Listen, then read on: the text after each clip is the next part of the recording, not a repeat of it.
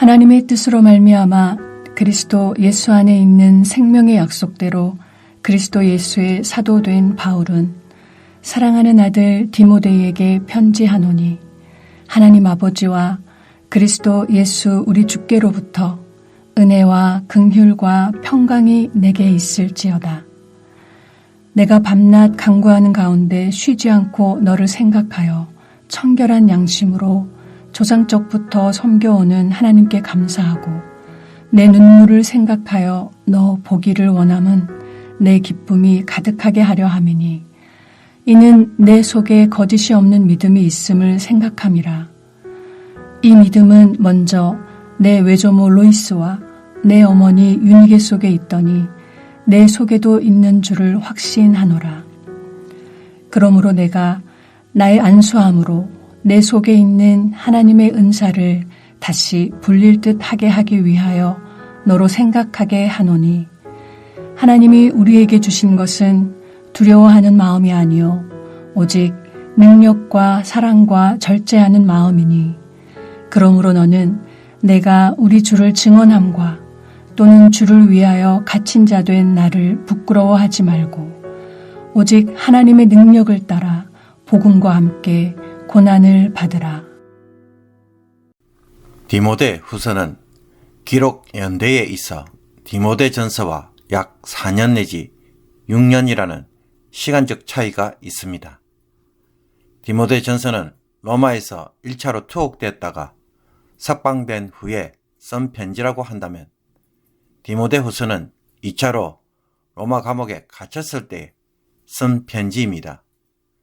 당시에 로마의 대화재로 인해 민심이 흉흉해지자 네로 황제는 기독교인들이 불을 질렀다고 주장하며 그들을 박해하던 때였습니다. 이때가 주후 64년경으로서 로마 감옥에 투옥된 바울은 이런 박해 속에서 사형을 기다리고 있던 상황이었습니다. 따라서 디모데 후서는 주후 66년쯤에 로마 감옥에서 디모데에게 보내는 두 번째 편지이자 마지막 유언과도 같은 편지입니다. 만약 여러분이 인생의 끝에 서서 죽음을 기다리는 상황이라고 한다면 여러분은 누구를 만나서 무엇을 당부하고 싶습니까? 디모데 후서를 이와 같은 관점에서 다시 한번 읽고 묵상함으로 바울의 마지막 권면이 여러분에게도 동일하게 열매로 맺기를 축복합니다. 디모데 후서 역시 편지이기에 1절과 2절은 편지를 보내는 사람과 받는 사람 그리고 인사로 구성되어 있습니다. 1절에서 바울은 디모데에게 자신을 하나님의 뜻으로 말미암아 그리스도 예수 안에 있는 생명의 약속대로 그리스도 예수의 사도된 바울이라고 소개합니다. 죽음을 눈앞에 두고도 바울은 여전히 자신을 하나님의 뜻으로 된 그리스도 예수의 사도라고 고백합니다. 자신이 누구이며 무엇을 하는 사람인지 결코 잊지 않고 여전히 붙들고 있음을 이 구절을 통해서도 보여줍니다. 그리고 그리스도 예수 안에 있는 생명의 약속대로 사도가 되었다는 것은 예수 그리스도를 통해 주어진 생명이라는 이 내용을 전하기 위해 그가 사도가 되었다는 것을 알려줍니다.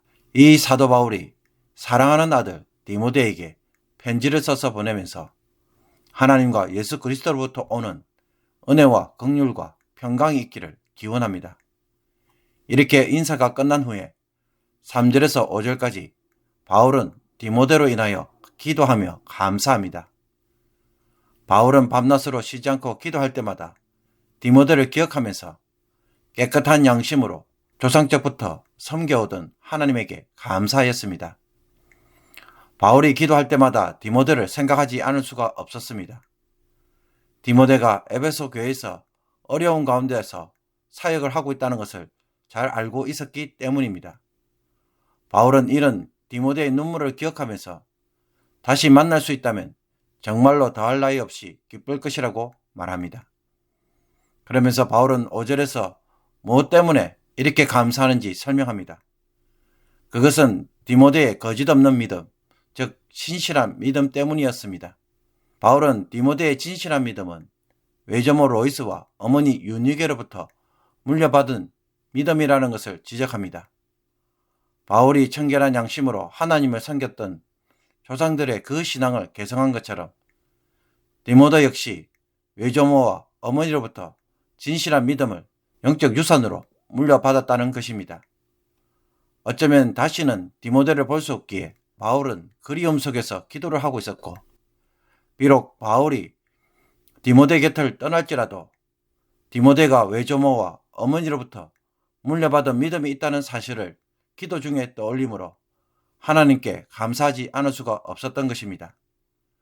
그런데 바울이 이런 감사를 굳이 디모데에게 언급하는 이유가 무엇일까요?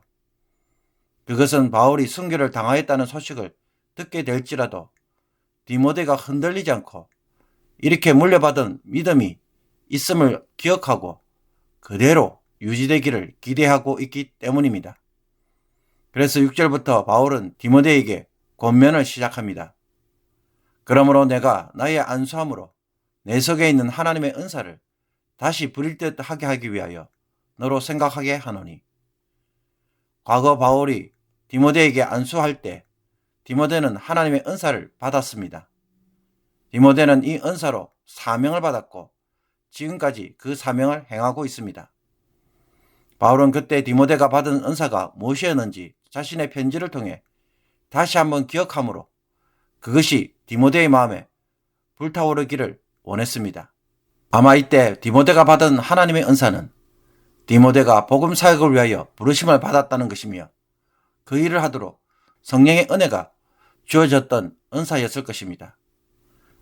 그래서 바울은 하나님이 디모데에게 주신 은사로 인하여 두 가지를 권면합니다. 먼저 7절을 보니 하나님이 바울과 디모데에게 주신 것은 두려워하는 영이 아니라 오직 능력과 사랑과 절제하는 영이라는 것입니다. 디모데는 에베소 교회에서 사역하면서 거짓 교사들로 인해 마음이 상당히 위축되었던 것으로 보입니다. 혼자 그들을 상대하면서 버림받은 것 같은 생각이 들고 또 어떻게 감당해야 할지 막막하고 두려웠을 것입니다. 그러나 바울은 그런 두려움의 마음, 즉 두려움의 영은 하나님이 주신 것이 아니라고 말합니다. 대신에 하나님이 주신 것은 능력과 사랑과 절제하는 영이기에 바울은 이것을 붙잡고 사역을 하라고 말합니다. 하나님이 주시지 않은 것을 붙잡으면 두려움이지만 그러나 하나님이 주신 것을 붙잡는다면 디모데는 얼마든지 담대하게 사역을 할 수 있으며 그 일에 성령의 능력을 경험하게 될 것이라는 것입니다. 그리고 바울이 두 번째로 권면하는 것은 복음과 함께 기꺼이 고난을 받으라는 것입니다. 현재 바울은 예수 그리스도를 증거하다가 감옥에 갇혔습니다.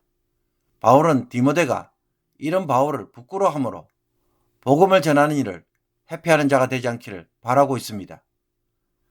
바울이 복음으로 인하여 고난을 받고 감옥에 갇힌 것은 결코 부러워할 일이 아니었습니다. 복음의 핵심은 십자가입니다. 십자가는 죄수들이 경험하는 수치의 형벌입니다. 그러나 그 십자가로 인해 우리는 무엇을 경험하게 되었습니까? 구원을 누리고 죄 용서를 받게 되었습니다. 그러므로 예수가 십자가에서 죽었다는 것이 결코 부끄러운 일이 될 수 없는 것처럼 바울이 복음으로 인하여 감옥에 들어갔다는 것 역시 결코 부끄러운 일이 될 수 없는 것입니다. 성도 역시 복음으로 인하여 고난받는 것은 그리스도를 따를 때에 주어지는 당연한 결과입니다. 무릇 경건하게 살고자 하는 자들은 세상에서 핍박을 받기 때문입니다. 그러니 사도 바울이 로마 감옥에 갇혀 있다는 사실로 인해 주눅이 들고 마음이 위축되어서 복음을 전하는 일을 소홀히 하기보다는 도리어 복음과 함께 기꺼이 고난받는 자가 되기를 원한다는 것입니다. 사랑하는 성도 여러분, 그러므로 오늘 본문에서 바울이 디모데에게 편지를 쓰며 계속 마음에 두고 있는 것은 무엇입니까? 이제 사형 선고를 받고 죽음을 기다리는 바울은 디모데에게 주어진 거짓없는 믿음, 즉 외조모와 어머니에게서 물려받은 신실한 믿음이 결코 흔들리지 않고 그대로 유지되기를 원하고 있습니다.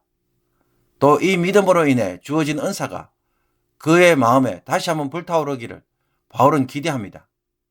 그래서 하나님이 주신 능력과 사랑과 절제하는 영을 붙잡고 바울처럼 복음과 함께 기꺼이 고난받는 일에 동참하는 사역자가 되기를 간절히 기대하고 있습니다.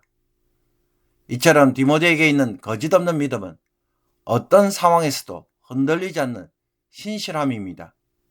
이 신실한 믿음은 헬라어로 아니포크리투 피스테오스입니다. 문자 그대로 번역하면 위선이 없는 믿음입니다. 뭔가 속이는 것이 없는 순전한 믿음이라는 것입니다. 사랑하는 성도 여러분, 진실된 믿음은 언제 어디서나 항상 똑같은 것이 그 특징입니다. 누군가가 다른 사람을 진실하게 사랑한다면 그것은 그 사람이 어떤 상황, 어떤 처지에 있어도 한결같이 사랑할 때입니다. 디모데가 가진 믿음도 바로 그러하며 그렇기에 또 그러해야 한다고 하는 것이 지금 바울이 말하는 핵심입니다. 디모데가 감옥에서 사역을 하는데 좀 힘들다고, 또 바울이 감옥에 있다고 해서 바울 때문에 많은 사람들이 떠나가 버렸다고 해서 이리 흔들리고 저리 흔들리고 한다면 그것은 결코 외조모와 어머니로부터 물려받은 믿음이 아니라는 것입니다. 그렇다면 우리는 어떻습니까? 우리에게도 이와 같은 믿음이 있습니까? 벼랑 끝에 서도 흔들리지 않고 인생의 밑바닥에 있어도 하나님 앞에서 변함없는 삶을 살며 복음 때문에 고난을 받아도 도리어 기뻐하고 고난을 십자가의 흔적으로 십자가에 동참하는 사건으로 간주하는 그런 믿음이 나에게는 있습니까? 오늘 성령 하나님이 나에게 도전하시는 것도 바로 이것입니다. 거짓이 없는 믿음. 이 믿음은 한결같은 믿음이고 늘 같은 자리를 지키는 믿음이며 다른 것들과는 타협하지 않는 믿음입니다. 고등학생 시절 학생들에게 주일에도 학교에 와서 공부를 하도록 요구하는 선생님이 있었습니다. 그때 그 학교에 다니는 친구들은 주일에는 교회 간다고 함으로써 여러 가지 불이익을 겪었던 적이 있었습니다. 그때 저나 그 친구나 가졌던 믿음은 주일 예배는 어떻게 해서든지 지켜야 한다는 것이었습니다. 심지어 당시에는 주일에 국가고시를 치는 경우가 많았습니다. 그때 주일에 예배를 거부하고 시험을 치는 것에 대항하여 시험을 치지 않는 그러한 선배들도 있었습니다. 주일 예배는 결코 타협할 수 없는 진리였고 믿음의 고백이었습니다. 그러나 오늘날에는 조금만 사정이 있어도 주일 예배를 너무나 쉽게 빠집니다. 그러면서도 하나님을 믿는 나의 믿음에는 아무런 문제가 없다고 말합니다. 과연 그렇습니까? 나는 지나가는 여자들에게 눈이 돌아가도 결코 바람을 피우는 일은 없다고 어떤 남자가 말하였다면 그 사람에게 여러분이 해줄 말은 무엇입니까? 신실함은 어떤 상황에서도 흔들리지 않고 무너지지 않고 부르심을 받은 그대로 걸어가는 삶입니다. 나에게 이런 경고함이 있기를 기대하시는 성령의 음성에 흔들리는 것이 있다면 오늘 이 말씀으로 바로 세울 수 있기를 주님의 이름으로 축복합니다. 기도드리겠습니다. 신실하신 하나님, 하나님의 신실하심을 닮은 하나님의 자녀가 되게 하옵소서. 하나님의 신실하심을 물려받음으로써 이제는 더 이상 세상의 자녀로 살지 않게 하여 주옵소서. 시험에 흔들리고 유혹에 타협하고 물질의 이익에 넘어지면서도 여전히 하나님을 사랑하는 자라고 스스로 위선을 행하는 자들이 되지 않게 하옵소서. 내 삶에 흔들리고 있는 것들이 무엇입니까? 경고하지 못하여서 여전히 타협하고 있는 것들은 무엇입니까? 오늘 말씀을 통해 바로 세우게 하여 주시며 디모데처럼 물려받은 믿음, 물려줄 수 있는 신실한 믿음을 저희들도 가지게 하여 주셔서 복음과 함께 고난을 받는 것을 도리어 기뻐할 수 있는 신실한 주의 백성이 되게 하여 주옵소서. 예수 그리스도의 이름으로 기도하옵나이다. 아멘.